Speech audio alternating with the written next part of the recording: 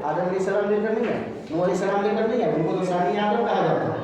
लेकिन किसी पैगंबर को इतना बड़ा मकाम नहीं मिला है, किसी दूसरे नबी को ये शरफ मिला नहीं है। हाँ, ये शरफ मिला नहीं है। सर अर्श जाने वाला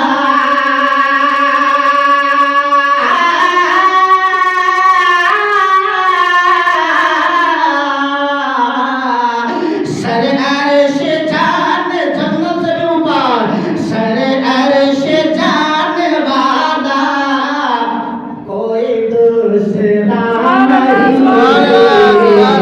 नहीं, दूसरे नबी को।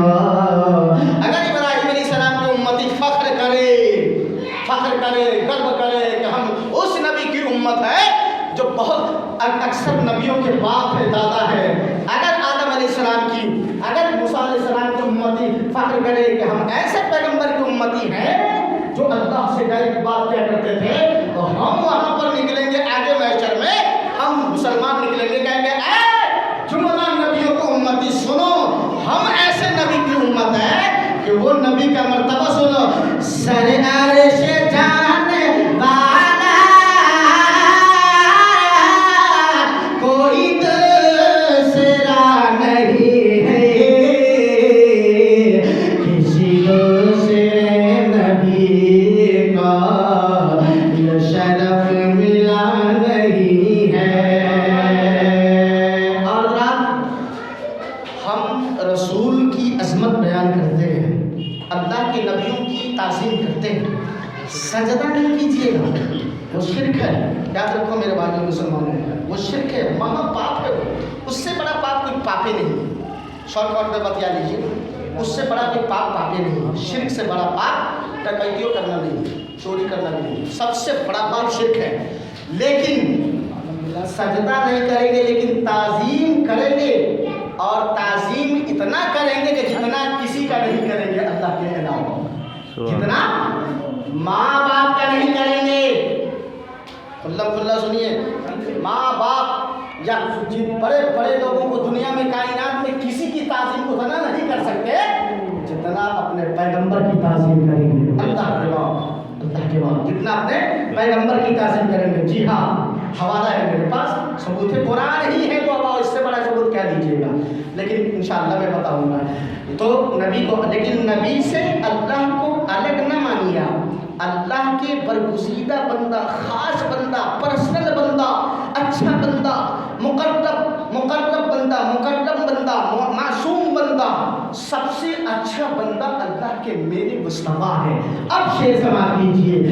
ये तो हम भी मानते हैं कि नबी खुदा नहीं है।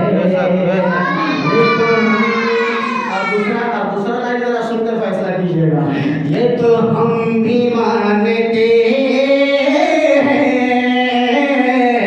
कि नबी खुदा नहीं है, कि नबी खुदा नहीं है, मगर नबी हमारा,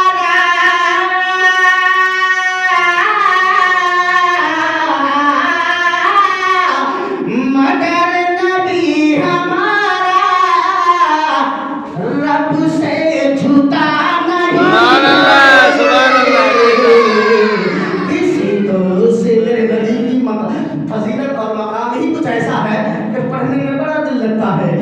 मगर नबी हमारा रब से जुदा नहीं है, किसी दूसरे नबी को ये शरफ मिला नहीं है। सिदरतुल मुंतहा, रूहुल अमीन, जिब्राइल अमीन से पूछा गया। कौन पूछा ये भी क्लियर कीजिए।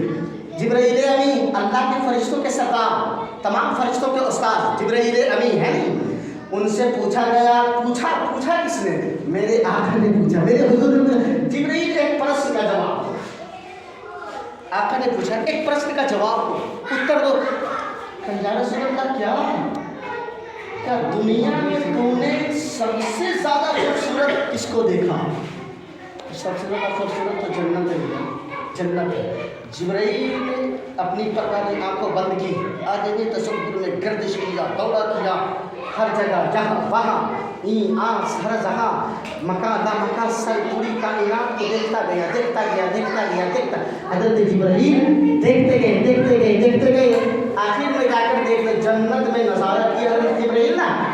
जन्नत के वो बहारें, वो नगमे, वो सहरा, वो शराबे तहूर, वो दूध का नहर, वो शहद का ना, वो जन्नत की जीनत, सेवाइश, जन्नत की स्मार्ट की, जन्नत की खूबसूरती पर जिब्राइल ने नजर डाला तो कहा अल्लाहु अकबर, जन्नत से खूबसूरत तो कुछ है ही नहीं।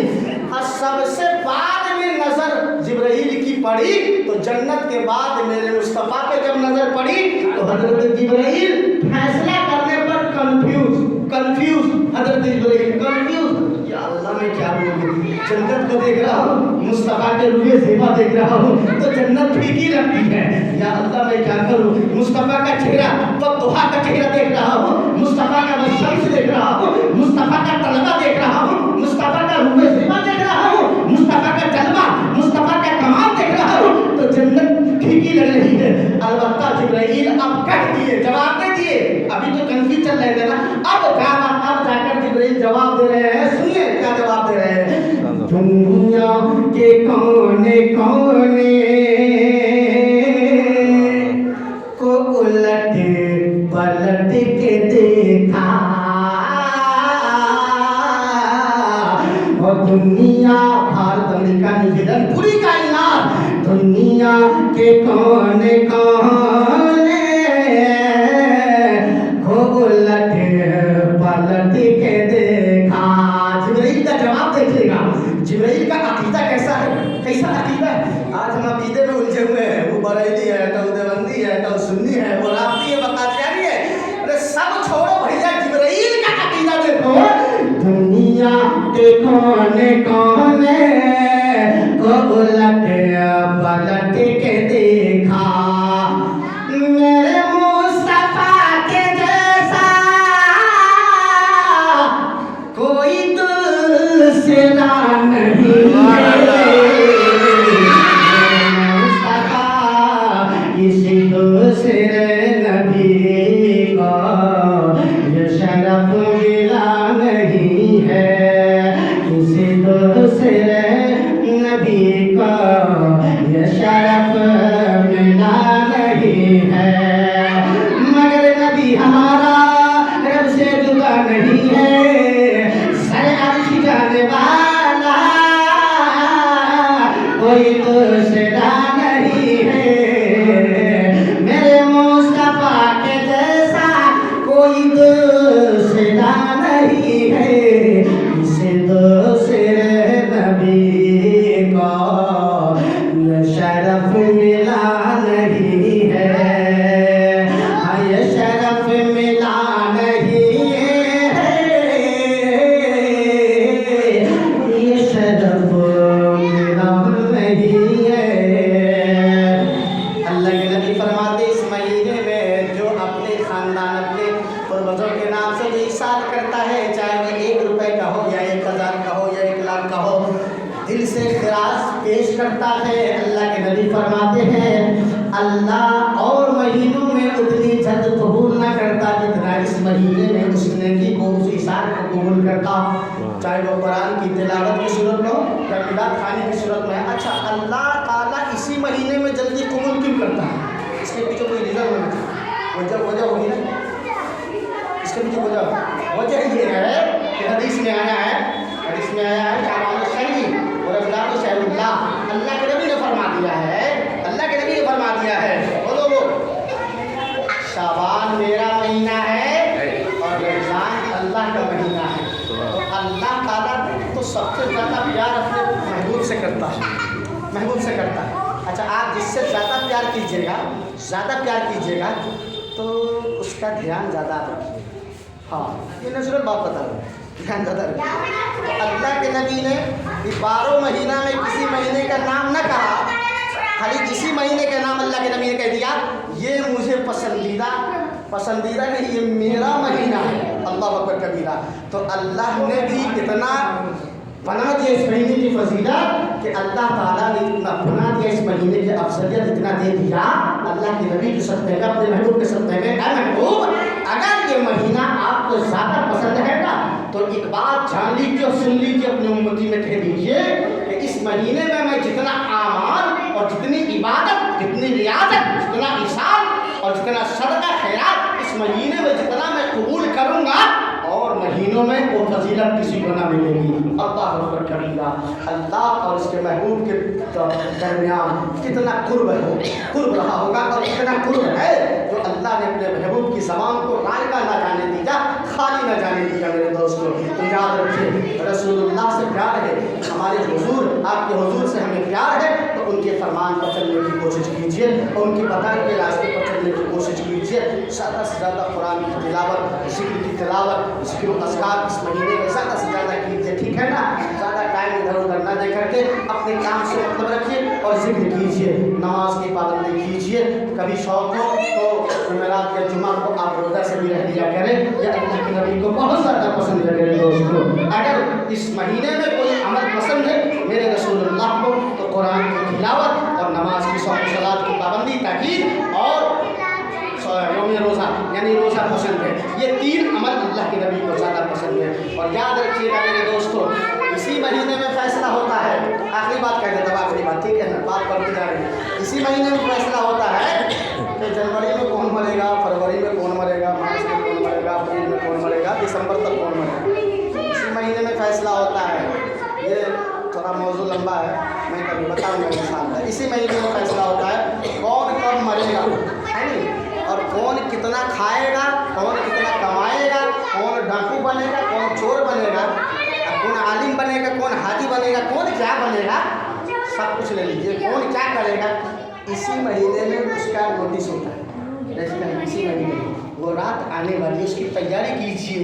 इसी महीने में आमार नोट होते हैं, कौन बर्बाद होगा, कौन आबाद होगा, इसी महीने में नोट किया जाता है। कौन कितना बचकर कई मिनट पर मरेगा, और वो जब मरेगा तो हो सकता है कोई शादी की तैयारी कर रहा होगा, हो सकता है बिजनेस की तैयारी कर रहा होगा, हो सकता है ज़मीन की रजिस्ट्री करवा रहा होगा, वो हो सकता है कुछ कर रहा होगा, लेकिन उसी घड़ी उसकी मौत लिखी जाती है इसी महीने में। अभी नहीं, वो तारीख आने वाली है, उसका स्वागत और उसका खैर मकदम अच्छा से कीजिएगा तो भलाई है, वरना बर्बादी है दोस्तों।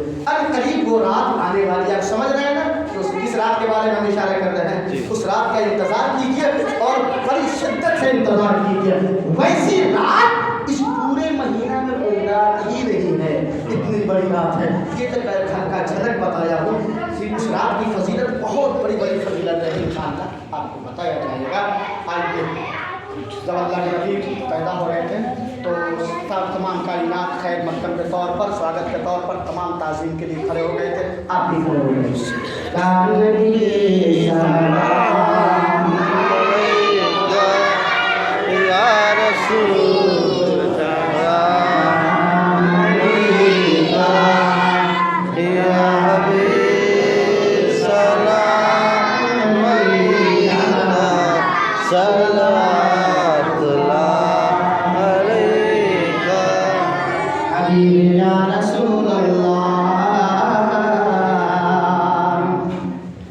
रूह जब तन से जुदा